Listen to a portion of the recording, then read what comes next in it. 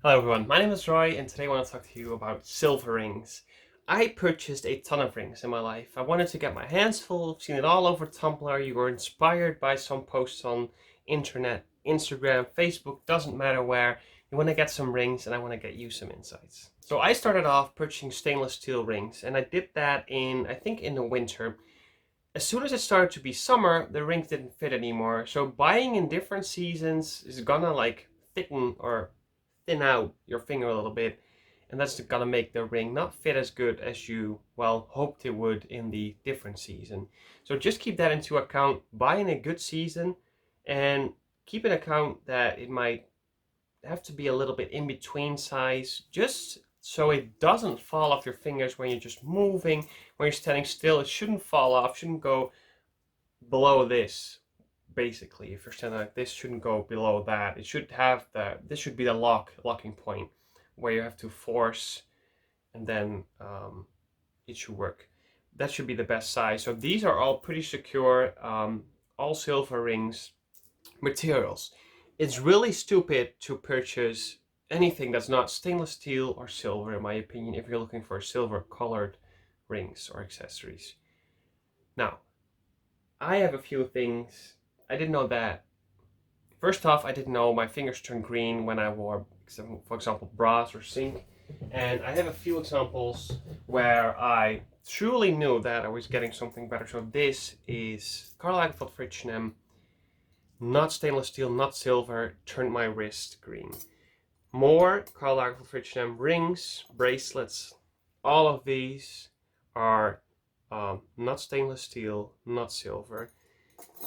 Now, these are collectibles for me. So just like having them, I don't really wear them, but you can see that these are really rusty. It's not a good look, and you don't want your fingers to turn green and have to wash it every single day after you've worn it. Clown ring. I have had this, but I've also had this spider ring. I didn't wear these for such a long time, so these were becoming a little bit of a darker silver.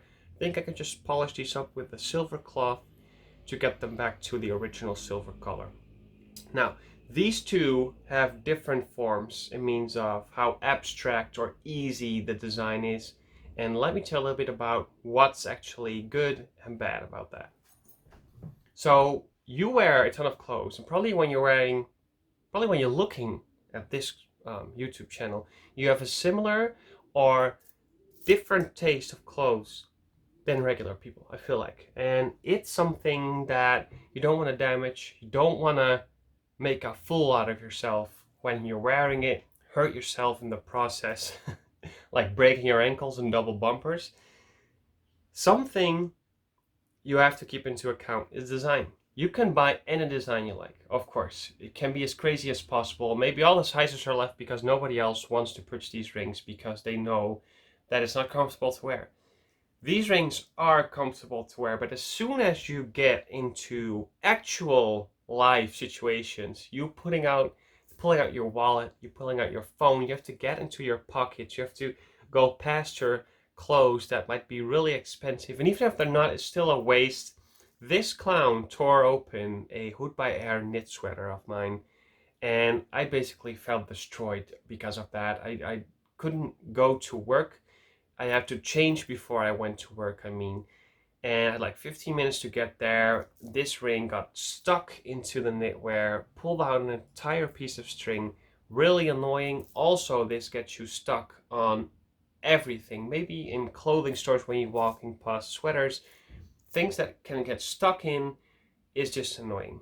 Now, to a different design is this spider. This spider has the subject basically in the middle.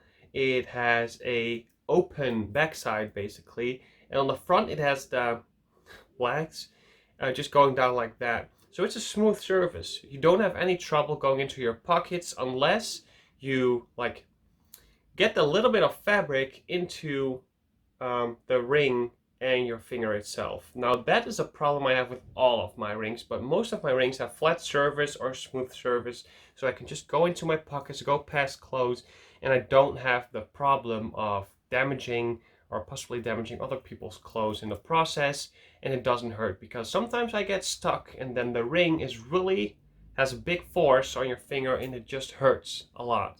So keep that into account, that not every single design will probably work in real life. You could just wear them for a picture and stuff, but as soon as real life things, just as simple as putting your hand in your pocket, comes into play, it's gonna be annoying. For the padlock necklaces got, well, pretty overused, I'd say. I had this padlock necklace by Hood by Air. This is stainless steel, and that's, I think, a big difference in a lot of people there. Accessories that they just keep purchasing things on trend, so they buy the cheaper materials. It's just not durable. An offers for this for like 350, 400 euros, and I paid 100 for it. It's even damaged, if people knew that, and they still said that they wouldn't pay that. It's stainless steel, you can just wear this anytime. I think stainless steel should be able to survive a little bit of rain as well. And yeah, just when you wear it, your neck doesn't turn green. I don't think you want that ever. So this is a pretty good pickup. I did back then. I don't wear it as much anymore nowadays, but it's a cool piece, stainless steel, which is good material, a good investment, I'd say. When it's not really a problem is, someone stated this out, that okay, it's a Rick Owens necklace or like keychain and you have it hanging there, but it's not made of stainless steel or silver. Now I do understand that, because I wanted to buy the pentagram necklace by Rick Owens. Then I saw it was, I think it was either zinc, I don't know if that's the exact way you pronounce it in English, but it's either brass, something like that. It's at least not stainless steel or silver, of course, because it was pretty cheap. So I purchased for like 55 euros on Ukes, and it's just a keychain. And what the difference is, this doesn't touch skin.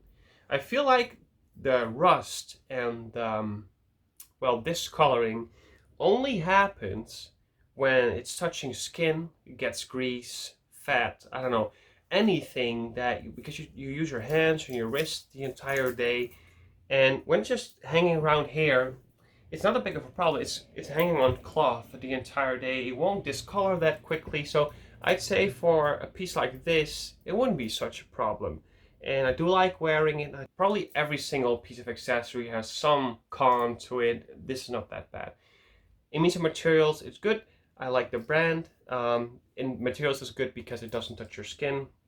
Now for rings, I would just recommend silver. You could try out stainless steels. There are a few brands that charge like 30 to 40 euros. Then you could try more extravagant rings in stainless steel so they don't discolor. And you can just try on the rings and see what you feel like works for you and what doesn't.